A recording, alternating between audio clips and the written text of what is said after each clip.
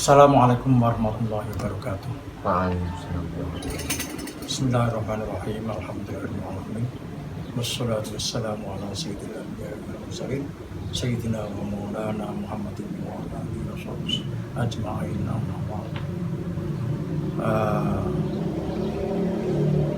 Salah satu dari ajaran Muhammad Ibnu Abdul Wahab, yaitu pendiri golongan Wahabi, adalah dengan kata-katanya innaman asnada syai'an li ghairillahi walau ala sabilil majazi al-aqli yakunu musyrikan. Orang yang menyandarkan sesuatu kepada selain Allah meskipun dengan jalan majaz akli, maka dia musyrik. Itu ajarannya. Menyandarkan sesuatu selain Allah. Maksudnya menghubungkan sesuatu selain Allah. Ya. Meskipun dengan majaz akli, hanya kata pinjaman saja, kiasan saja. Misalnya kata kiasan. Ya, misalnya kata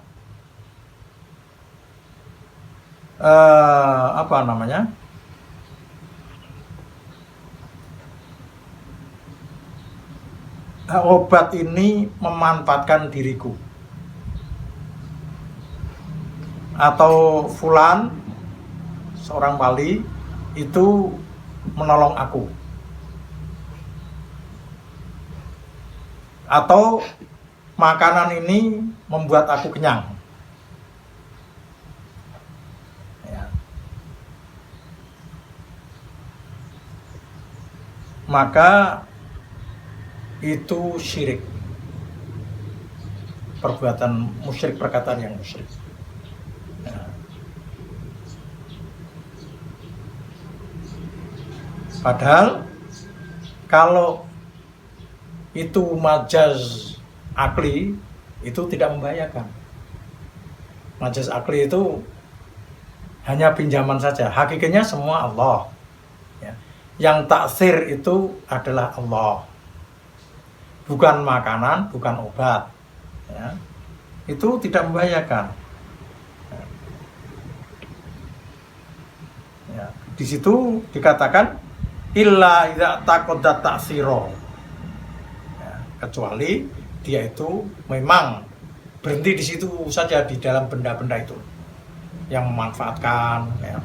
Misalnya listrik bisa menyala karena listrik itu saja, ya, dan sebagainya. Apapun yang keluar dari seorang mukmin, seorang muslim, ya, di dalam hal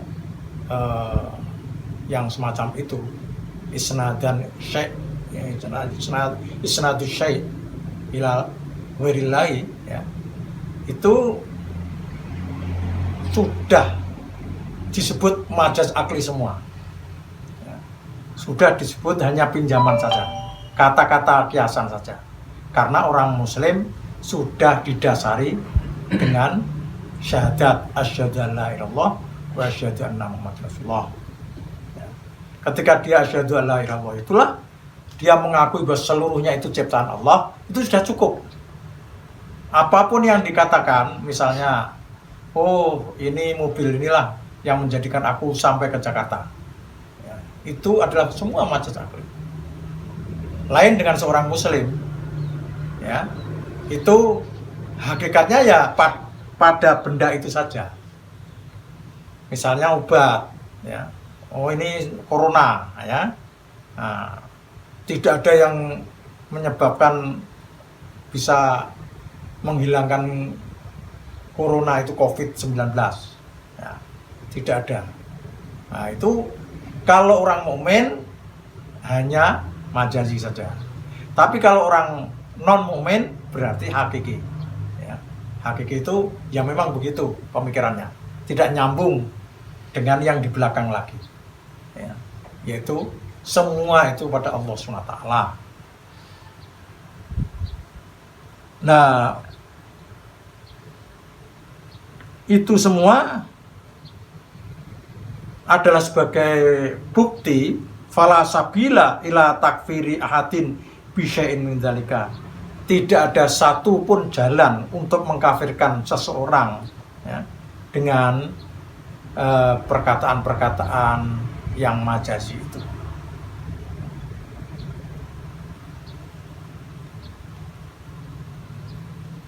Secara keseluruhan tadi sudah cukup untuk menolak ya, apa yang dikatakan oleh Ibnu Abdul Wahab, ajaran-ajaran Ibnu Abdul Wahab, dan jelas ya, dia kesalahannya di mana.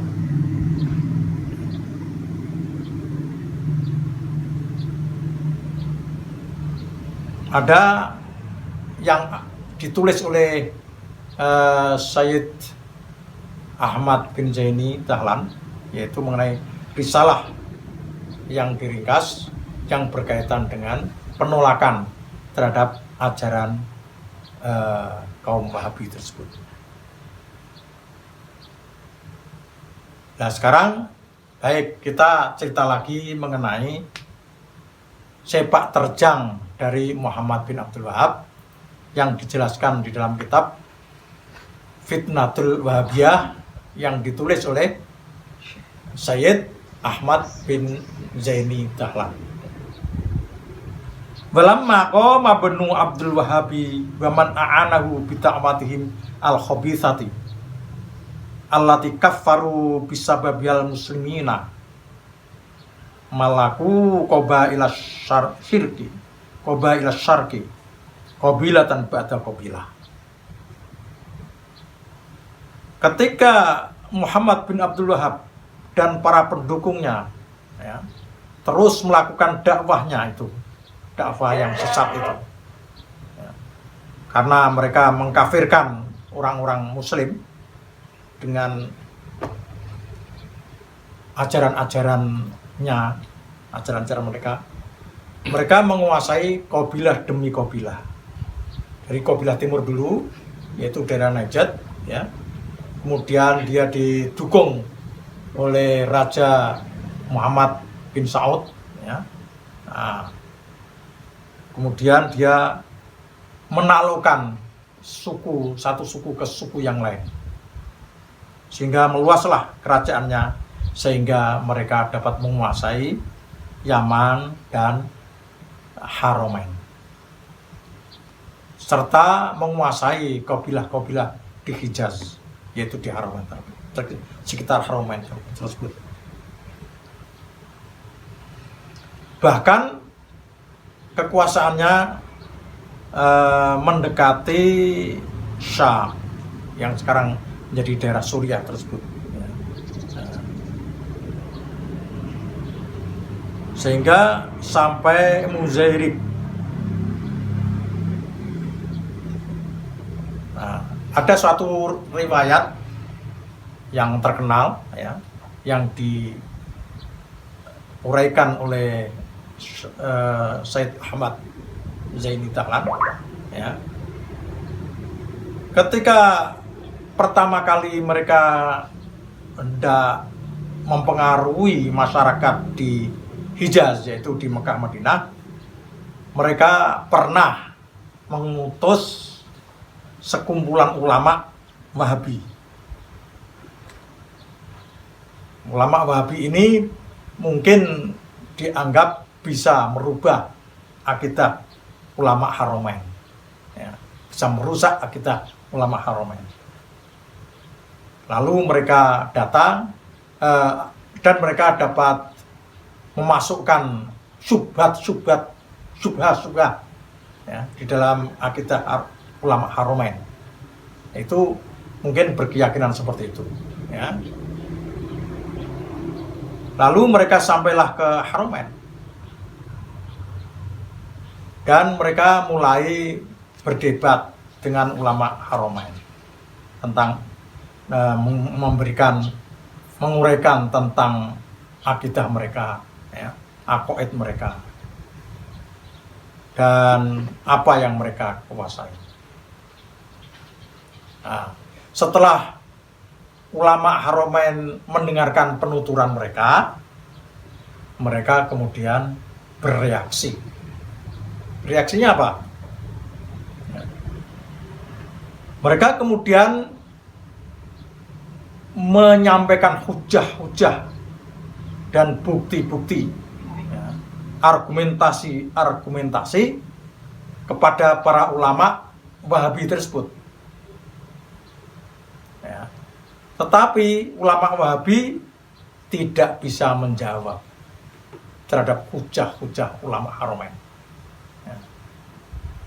Bahkan kelihatanlah kebodohan dan kesesatan mereka, ya, terhadap ulama-ulama Haramain. Bahkan mereka semua tertawa, ya, para ulama tertawa, ya. Sehingga sikap mereka seperti khimar, ya, sikap para ulama ini, ulama dianggap sebagai khimar yang lari dari orang yang pemuda yang gagah perkasa. Ulama-ulama Wahabi tersebut. Lalu kemudian para ulama Haramain menyimpulkan bahwa akidah-akidah mereka itu mengandung banyak hal tentang kekufuran, ya, mengkufurkan orang dan sebagainya. Faba'da an aqamul burhana alaihim, setelah mereka mendirikan, menegakkan atau memperlihatkan dalil-dalil mereka kepada ulama-ulama Wahabi tersebut, para ulama Haramain itu menulis, ya, sebuah risalah, ya, kepada Qadhi Syara' Mekah yang isinya menuntut supaya mereka ini ditangkap. Dan di dalam si risalah itu diputuskan bahwa mereka ini telah sampai kepada tingkat kufur karena akidah-akidah mereka. Dan mereka menyiarkan kepada, mempublikasikan kepada masyarakat luas di Hijaz, di tanah Arab, semuanya itu tentang perkara mereka yang menyimpang dari Islam. Lalu para ulama menjelaskan mengenai kapan tumbuhnya dan kapan nanti akan berakhir dan akibat daripada akidah-akidah Wahabi yang menyeleweng itu. Pada waktu itu adalah masa Gubernur Syarif Mas'ud bin Sa'd bin Zaid yang meninggal pada tahun 1165 Hijriah. Jadi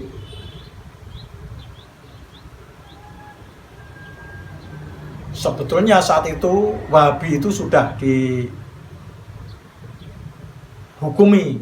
bahwa mereka itu adalah kufur, ya, al-mulhid. Wa amara bihabsi ulaikal mulhidati. Inilah kenyataan bahwa para ulama Haramain saat itu menyebut mereka kaum mulhidah, ya. Jadi para ulama memerintahkan, memohon kepada Qadhi supaya menangkap mereka semua. Fahu bisu, maka mereka kemudian ditangkap dan dipenjarakan, ya, sidang dan sebagainya, ya, dan dikatakan sebagai kaum yang menyeleweng, ya, kelompok yang menyempal dari agama yang benar, yaitu Islam yang lurus, akidah yang lurus. Nah, inilah bagian daripada kitab Fitnatul Wahabiyah.